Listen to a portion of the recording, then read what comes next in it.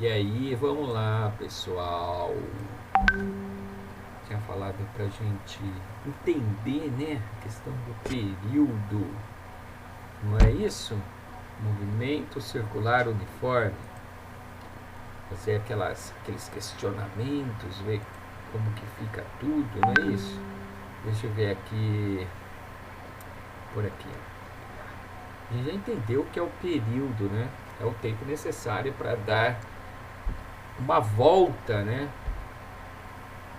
Uma volta completa dentro do movimento circular uniforme aí. Pode ser tanto, gente, ó, tem várias coisas, né? Pode ser a roda de uma bicicleta, pode ser uma roda gigante, também pode ser um batistaca. Sabe o batistaca, né? Aquele negócio lá da luta livre, não, mano. Batistaca é um equipamento que fica subindo e descendo um pino, né? Para fazer, para preparar o terreno, né? Para uma construção, né? Quer dizer, o alicerce, isso é um batistaca. Então, pode ser o período disso também. Isso a gente vai abordar num exercício aqui que eu peguei lá no Geek, tá? Vamos ver o que ficou faltando aqui. O que é um movimento periódico? É um movimento que tem o quê? Periodicidade. Nossa, professora, aí fica fácil demais, né? Se o movimento periódico é um movimento que tem periodicidade, tá resolvido o problema, não é? O movimento periódico é aquele que se repete, né, gente? Vamos usar um sinônimo aí. Se repete, como uma senoide, não é? Como um movimento circular, como um movimento de translação, como dos planetas, né, ao redor do Sol, como um movimento de translação do sistema solar na galáxia, né, como um movimento de translação de um elétron ao redor do seu núcleo.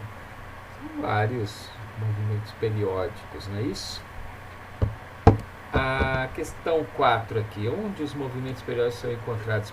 Acabamos de falar sobre, não foi?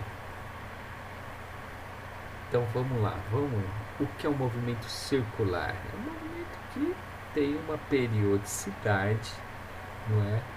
Se ele é um movimento circular, ele está dentro ali do movimento circular uniforme, não é? Significa isso? Velocidade é constante, gente. Esse movimento circular uniforme, a velocidade é constante. É como se a gente estivesse pensando na velocidade média, tá? Só que aí a gente vai pensar em movimentos que fazem um ciclo, tá? Que é exatamente isso, um movimento circular uniforme. Onde são encontradas as ondas, né? Vários lugares, né? Vários lugares. Vamos explorar um pouquinho aqui para a gente ver esses lugares, né? Onde são encontradas as ondas, né? Ondas eletromagnéticas. Olha que interessante. Vamos ver umas imagens aqui sobre ondas eletromagnéticas. Onde são encontradas as ondas? Além do mar, né? Que a gente vê lá as ondas, tem as ondas eletromagnéticas.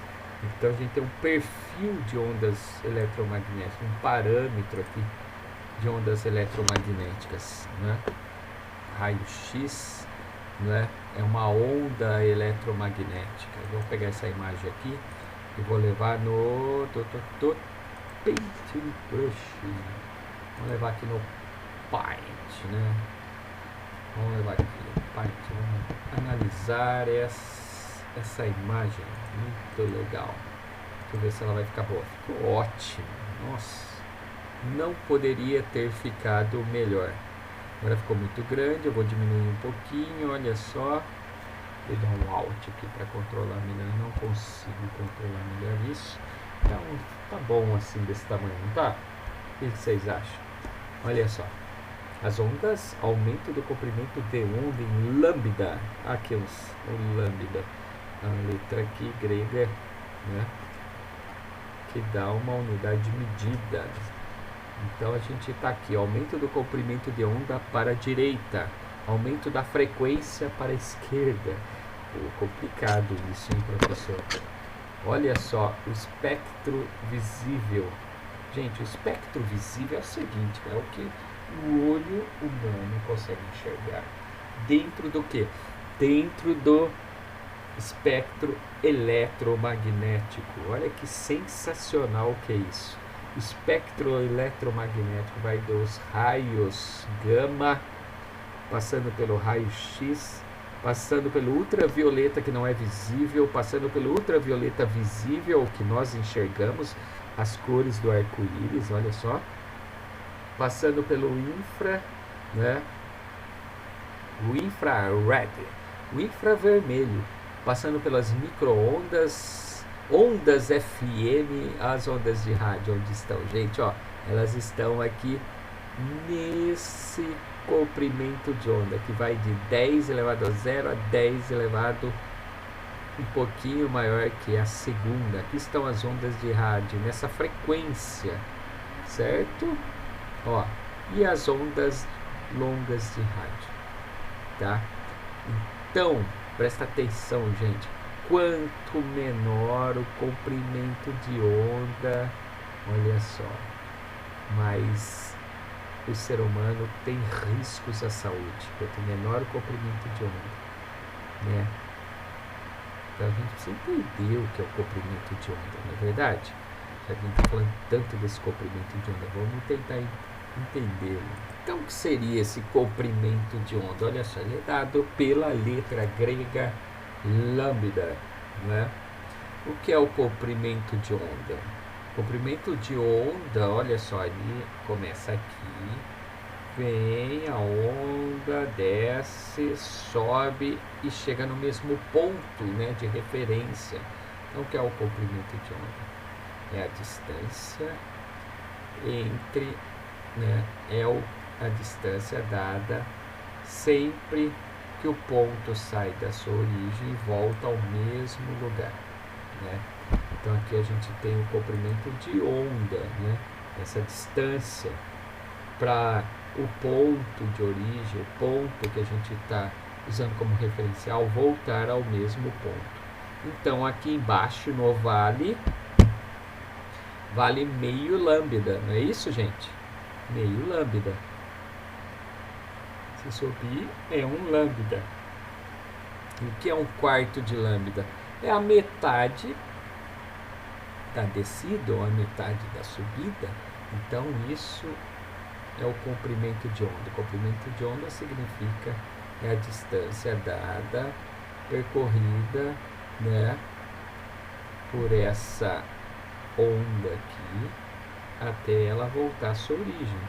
É o que eu estava falando lá do batistaca. O batistaca ali bate, volta. Então toda vez que ele volta, ele cumpre o que? Um período, né? Então se eu olhar aqui, ó, qual é o período aqui? O período é dado por esse comprimento de onda, né? É o período. Quanto tempo leva para a onda percorrer esse período, né? Depende da frequência. Legal isso, né, gente? É profundo e bem interessante esse assunto. Então, voltando aqui para finalizar essa pequena aula, acho que vai ter uns 10 minutinhos só, né? Que é para a gente discutir, né? Na verdade, não é uma discussão, porque eu estou dando aula assíncrona, né? Ela é offline, mas dá pra gente pensar, né? Refletir. Aí vocês podem mandar mensagem, mas professor, por que isso, por que aquilo? A gente vai discutindo, né?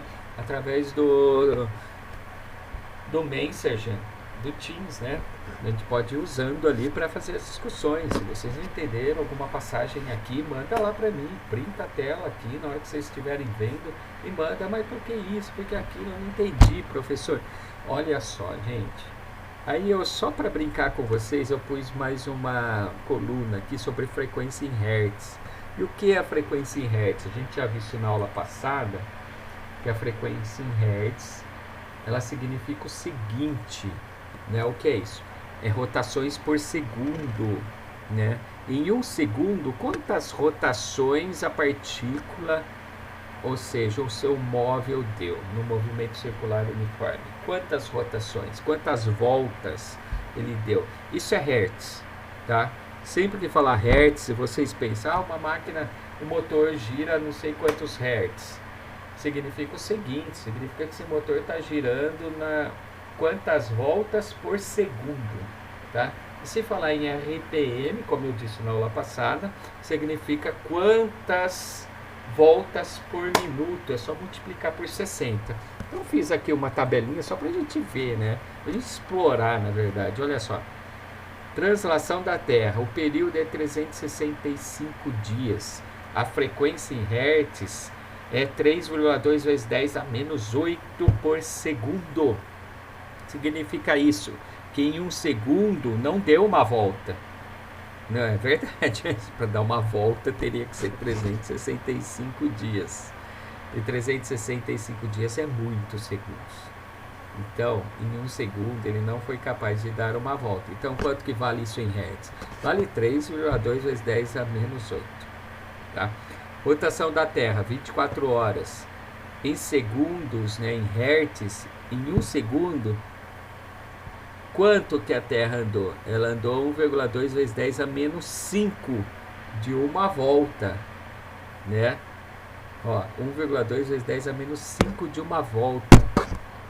A volta completa do ponteiro das horas, tá vendo? Quanto mais vai diminuindo aqui o período, mais vai aumentando a frequência. Vocês perceberam, ó, 10 a menos 8, 10 a menos 5, 10 a menos 5, né? Só que vai aumentando a frequência, não é? Aqui já é 2,3 vezes 10 a menos 5 segundos. Em uma hora, 2,8 vezes 10 a menos 4 segundos. Em um minuto, né? Volta completa do ponteiro dos segundos. 1,7 vezes 10 a menos 2. Então percebam que à medida que vai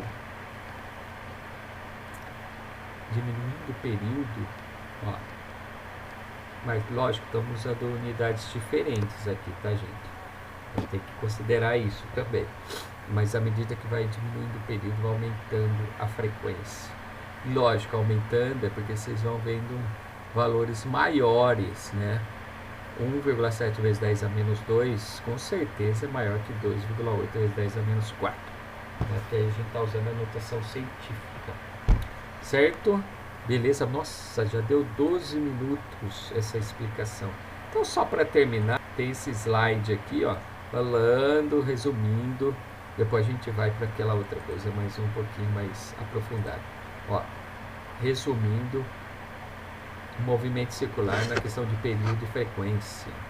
O período é o tempo necessário para se completar uma volta, normalmente em segundos, tá?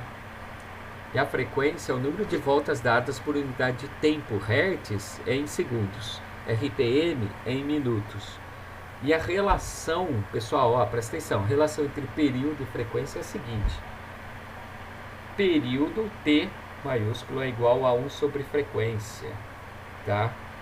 1 sobre frequência. Se você pode transformar o período em frequência tranquilamente. Se você tem o período, basta você jogar para baixo e dividir 1 sobre esse período e você tem a frequência e vice-versa. Ok, pessoal? Espero que tenham gostado dessa explicação, introdução 2 ao movimento circular uniforme. Um abraço!